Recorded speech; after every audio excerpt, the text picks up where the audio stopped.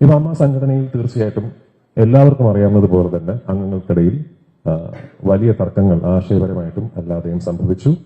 അതിന് സംഘടനയ്ക്കുള്ളിൽ നിന്നുകൊണ്ട് രമ്യമായ രീതിയിൽ ഒരു പരിഹാരം കണ്ടെത്താൻ സാധിച്ചില്ല എന്നതിന്റെ പ്രതിഷേധാർത്ഥം കുറച്ച് അംഗങ്ങൾ അവരുടെ അംഗത്വവും സ്ഥാനങ്ങളും രാജിവെച്ചു.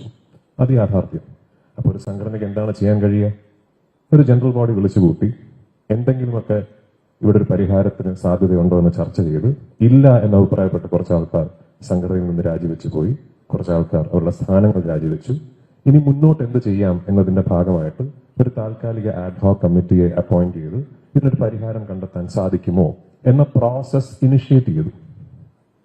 What else is possible?